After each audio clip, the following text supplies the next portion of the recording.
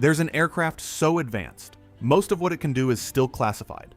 It doesn't roar into battle. It slips in, unseen. This is the B-21 Raider, built for a future war no one wants, but everyone is preparing for. For decades, America's bomber fleet was a symbol of dominance. The B-2 Spirit ushered in a new era of stealth in the final years of the Cold War, later entering service in the 1990s with the ability to slip through advanced radar networks. The Rockwell B-1B Lancer could roar in at low altitude.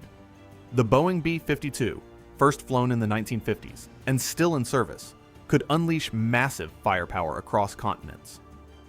But by the 2010s, a quiet crisis was unfolding. These aircraft were aging. Maintenance hours were skyrocketing. Costs were ballooning. And worse, global defenses were evolving faster than expected. China was building layered anti-access systems across the Pacific. Russia was deploying advanced S-400 and S-500 air defense networks designed specifically to detect and destroy stealth aircraft. For the first time in decades, there was a real question. What if America's bombers couldn't get through? And if they couldn't get through, what would that mean for nuclear deterrence? Because in the nuclear triad, land, sea, and air, the bomber leg is the most flexible. It can be recalled, it can signal, it can deter without firing, but only if it can survive. That vulnerability forced a decision. America needed something new. In 2015, after years of classified development, the Pentagon quietly awarded a contract to Northrop Grumman. The project was called the Long Range Strike Bomber. Details were scarce. Public information was minimal. Even many inside the defense world knew little. But internally, the mission was clear. Build a bomber that could survive in 2050, not 1990. Unlike the B-2, which had been designed in the analog era, this aircraft would be born digital, designed using advanced modeling, built for software upgrades, scalable, more affordable, produced in meaningful numbers. For years, engineers worked behind closed doors in Palmdale, California. No public rollouts, no press conferences, just controlled leaks and quiet funding debates in Congress. Then, in December 2022, the hangar doors opened. Under dramatic lighting and heavy security, the B-21 was unveiled to the world. Its silhouette was familiar, but sharper. Smaller than the B-2, tighter air inlets, smoother edges, a cleaner flying wing design. It looked evolutionary, but officials insisted it was revolutionary, and they were careful with their words. They didn't call it just a bomber. They called it the backbone of future deterrence. But what makes it deadlier? The answer isn't just bombs, it's access. The B-2 was revolutionary in the 1990s. It could evade radar using shaping and materials that bent electromagnetic waves away from receivers. But stealth is a contest. Radar systems improved. Frequencies diversified. Sensor fusion allowed multiple systems to combine data and track faint signatures. The B-21 was built to counter that evolution. While exact specifications remain classified, defense officials confirm it features advanced stealth materials, improved signature management, and reduced maintenance coatings compared to the B-2. Stealth isn't invisibility. It's the art of reducing detection long enough to complete a mission, and the B-21 was designed for the most heavily defended airspace on Earth. But stealth alone doesn't make it deadly. Its true edge may lie in something less visible. Software. The B-21 is the first American bomber built entirely in the digital age. Engineers created a digital twin, a full virtual model of the aircraft, before it ever flew. Systems were tested in simulation. Components were refined in software. But the most important feature may be its open architecture design. Older aircraft are like sealed hardware boxes. Upgrading them requires tearing them apart. The B-21 was designed more like a smartphone. New sensors? Upload. New weapons? Integrate through software. New electronic warfare suite? Patch and deploy. In a future where battlefield technology evolves rapidly, adaptability equals survival. This aircraft won't just age, it will evolve. The B-21 is nuclear capable.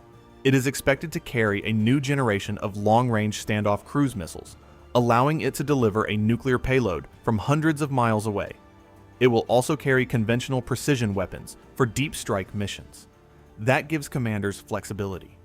The aircraft can penetrate heavily defended airspace, or remain outside the most dangerous threat zones and launch from standoff range, depending on the mission. Unlike legacy bombers that often required large support packages of escort jammers, suppression aircraft, and complex coordination, the B-21 is designed to reduce that footprint, not eliminate it, but reduce it. Because in modern warfare, survivability and precision matter more than raw payload. In the Pacific, for example, distance is the battlefield. Thousands of miles separate major US bases from potential flashpoints. Fixed installations can be targeted. Carrier strike groups remain powerful, but must operate within range of increasingly capable anti-ship and long-range missile systems. So, how does the United States demonstrate power deep into contested territory? Range. The B-21 was designed with that geography in mind. With intercontinental reach, it provides options. It can operate from the continental United States if required, reducing dependence on vulnerable forward bases. It becomes insurance. If access is constrained, or if forces must reposition, the B-21 still holds targets at risk. However, building revolutionary aircraft is always risky. The B-2 program ended at just 21 aircraft after the Cold War, largely due to cost pressures and shifting priorities. The Air Force says it wants at least 100 B-21s, not for prestige, but for scale. Scale is deterrence. Northrop Grumman has acknowledged early financial pressure as production ramps up. Low-rate initial production is underway, and additional funding in recent defense budgets signals long-term commitment to the program. Some analysts argue even 100 aircraft may not be enough in a prolonged conflict against a peer adversary. Proposals for larger fleets, 145 or more, are already being debated. Because here's the strategic reality. A small fleet is symbolic. A sustained production line is power. If production falters, the strategy narrows. If it scales, deterrence expands. But production plans are only as credible as the aircraft itself. In November 2023, the B-21 lifted off for the first time. No dramatic combat, no headlines about weapons, just wheels leaving the runway. But that moment mattered. It proved this wasn't concept art. It was real. Since then, the test fleet has grown. A second aircraft joined flight testing in September 2025, with multiple airframes now active at Edwards AFB. Weekly flights, envelope expansion, and mission systems integration are progressing faster than anticipated. This isn't a slow crawl. It's building real momentum toward operational capability. Put it all together: advanced stealth, digital architecture, nuclear and conventional flexibility, intercontinental reach, and scalable production. The B-21 isn't simply replacing aging bombers. It marks a transition from Cold War platforms built for predictable nuclear standoffs to adaptive strike systems designed for contested, multi-domain conflict. In a future war, it won't operate alone. It will integrate with space-based sensors, unmanned systems, and cyber capabilities, functioning as part of a broader architecture intended to preserve access deep inside denied environments. The shift isn't just about invisibility. It's about integration. But there is an irony at the heart of deterrence. The more capable a weapon becomes, the less likely it is to be used.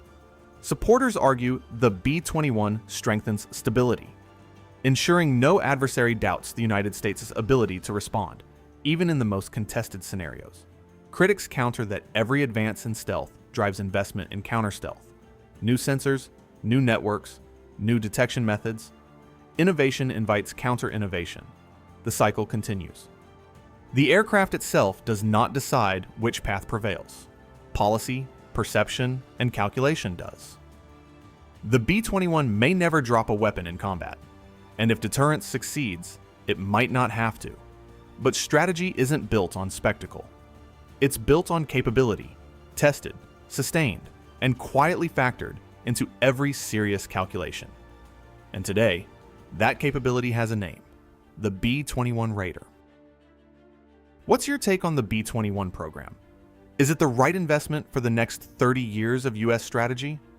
Let me know in the comments, and thank you for watching.